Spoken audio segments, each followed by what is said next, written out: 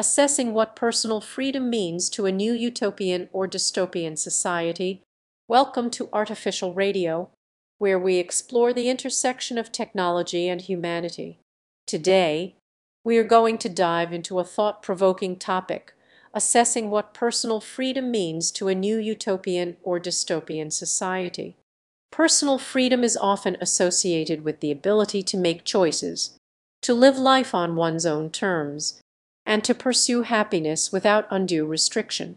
But what does this concept mean in a world where technology has advanced to the point of near singularity, where artificial intelligence, biotechnology, and nanotechnology have transformed the human experience? In a utopian society, personal freedom might mean the ability to live in a world where basic needs are met, where healthcare is accessible, and where education is available to all. It might mean the freedom to pursue one's passions, to travel, to explore, and to experience the world without fear of oppression or scarcity. In this world, personal freedom is not just a right, but a fundamental aspect of human dignity. But what about in a dystopian society? Here, personal freedom might be a distant memory, a relic of a bygone era. In a world where surveillance is omnipresent, where data is the ultimate currency, and where the lines between human and machine are increasingly blurred, personal freedom might be reduced to a mere illusion.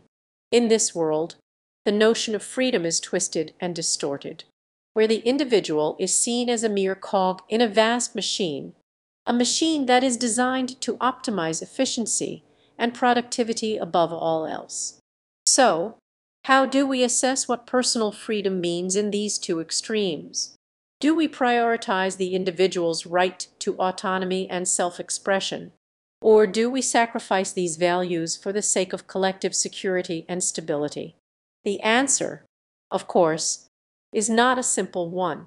It depends on our values, our priorities, and our vision for the future.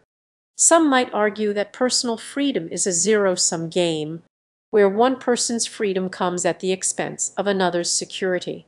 In this view, the utopian society is seen as a threat to the dystopian one, where the pursuit of individual happiness and fulfillment is seen as a luxury that can only be afforded at the expense of the collective good. Others might argue that personal freedom is not a zero-sum game, but a non-zero-sum game where the pursuit of individual happiness and fulfillment can actually benefit the collective good. In this view, the utopian society is seen as a potential solution to the problems of the dystopian one, where technology and innovation are harnessed to create a world where everyone has the opportunity to thrive. Ultimately, the assessment of personal freedom in a new utopian or dystopian society depends on our values, our priorities, and our vision for the future. It depends on whether we see the individual as a means to an end, or as an end in themselves. It depends on whether we prioritize the collective good above all else, or whether we recognize that the individual's pursuit of happiness and fulfillment is essential to the health and well-being of society as a whole. As we move forward into this brave new world, we must ask ourselves, what does personal freedom mean to us? Is it a right that we take for granted, or a privilege that we must fight to maintain?